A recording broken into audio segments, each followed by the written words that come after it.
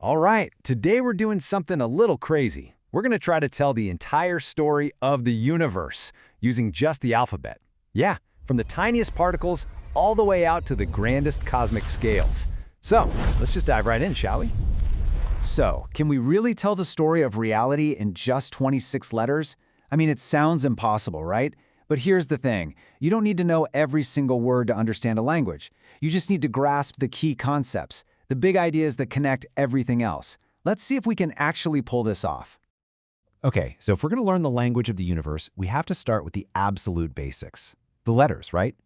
And in physics, that means we're diving deep down into the bizarre and fascinating quantum world. And our first letter is, you guessed it, A for atom. Seriously, think of these as the ultimate Lego bricks. Everything you can see and touch, the screen you're looking at, you, me, it's all just a massive collection of these tiny things. It's the absolute starting point. Now let's zoom in even further, right into the core of that atom. That's where you'll find the neutron. This little guy is kind of like the unsung hero. It doesn't have a charge, but it's the superglue that holds the nucleus together. Without it, atoms would just fly apart. Super important. Okay, now we get to Q for quantum, and this is where reality starts to feel, well, a little weird. See, down at this incredibly tiny scale, things like energy don't work the way we think. It's not a smooth, continuous stream. Instead, it comes in these tiny, separate packets, or quanta. The normal rules just go right out the window. In a perfect example of one of these packets, a photon, P for photon. This is literally a particle of light. It's a tiny little bundle of energy with no mass. So the light that's letting you see this right now, it's basically a nonstop barrage of trillions of these little photons hitting your eyes. All right, so we've got our basic particles, our letters. Now we need to learn the grammar, the rules that tell these letters how to interact. And in physics, that means we're talking about forces in motion. So, the most fundamental rule of all is E for energy. I love thinking of it as the universe's currency. You can't make it, you can't destroy it, you can only convert it. From the heat in a fire to the light from a bulb to the motion of a car, it's all just energy changing forms. It's the engine that drives, well, everything. This is a great one. It's like a cosmic battle of wills. You've got force on one side, which is any push or pull trying to make something move or change direction. And on the other side, you've got inertia. That's just the built-in laziness of matter. It's an object's tendency to just keep doing what it's already doing. So you have the thing that wants change versus the thing that resists change. Simple as that. And of course, we have to talk about the big one, G, for gravity.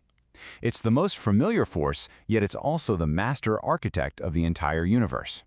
It's this invisible pull that keeps you from floating off into space, but it's also what holds entire galaxies together. Pretty incredible. So, when a force, like gravity for instance, gets an object moving, that object now has what we call kinetic energy, K for kinetic. It's just the energy of motion. The faster it's going and the more massive it is, the more kinetic energy it's packing. Okay, so we keep talking about energy as this currency. But how do we actually measure it? Well, that's where the joule comes in. J for joule. Just like you measure length in feet or meters, we measure energy in joules. It's the standard unit for all that pushing and pulling and moving around. And these forces are absolutely everywhere you look. Take magnetism. That's the invisible force that makes a compass work, all thanks to moving electric charges. Or torque. That's just a fancy word for a twisting force. Every time you turn a doorknob or use a wrench, you're using torque. See, it's not just cosmic stuff, it's everyday life. Okay, we've got our particles, we've got our forces. But how does energy get from point A to point B? How do things communicate across empty space? The answer, a lot of the time, is waves. It's like ripples spreading through the fabric of reality itself. So, W for wave. The key thing to get about a wave is that it's a way to transfer energy without transferring stuff. Think about a wave in the ocean. The water itself mostly just goes up and down, right? It's the energy of the wave that travels all the way to the shore. Waves are basically the universe's postal service. And all waves have some signature moves. There's oscillation, that's just the back and forth wiggle.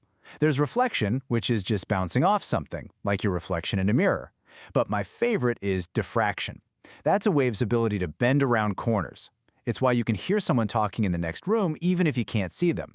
The sound waves are literally bending around the doorway.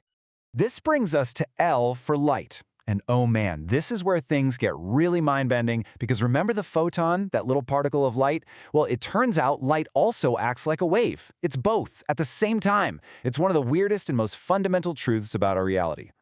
And how do we know it's a wave? Because of this legendary experiment. Basically, you shine light at a wall with two tiny slits in it. If light were just particles, you'd expect to see two bright lines on the screen behind it. But that's not what happens. You get this complex interference pattern, exactly like you'd see if two sets of water waves were overlapping. It's undeniable proof that light acts like a wave. And speaking of this flow of energy, that brings us to the basics of electricity. You've got voltage, which you can think of as the electrical pressure or the push. Then you need a conductor, like a copper wire, which is the pipe that the electricity can flow through. You need the push and the path. Without both, nothing happens. And once we really understand how waves work, we can do some amazing things that feel like magic. We can use high-energy waves called X-rays to see right through things. And we can use the wave properties of light to create holograms, actual 3D images that seem to float in space. That's not science fiction, that's just physics. Okay, we've gone from the tiny quantum world up through the forces and waves of our everyday experience. For this last part, we're going all the way out. We're going to look at the biggest picture there is, the cosmic scale. And that brings us to U for universe. I mean, what else can you say? This is the whole shebang. Every star, every galaxy, every particle, all of time, all of space, everything. It's the stage where all these rules of physics we've been talking about play out. And out on that stage, there are some truly extreme and terrifying things. Case in point, the black hole. This is what happens when gravity goes completely off the rails. It's a spot in space-time so dense, so powerful, that its gravity is inescapable. Not even light, the fastest thing in the universe, can get away. And after all that, all the way from atoms to black holes, we end with Z for Zenith. And I love this one because it brings it all right back home, right back to you. The zenith is simply the point in the sky that's directly above your head, wherever you are. It's your personal spot in this vast, incredible cosmos. It's the "you are here" marker on the universal map. So there you have it, from the smallest possible thing to our own place in the sky. What we've seen is that all these concepts, atom, gravity, wave, universe, they're not just random words. They're the letters and grammar of a language. The language physics gives us to understand the story of everything around us.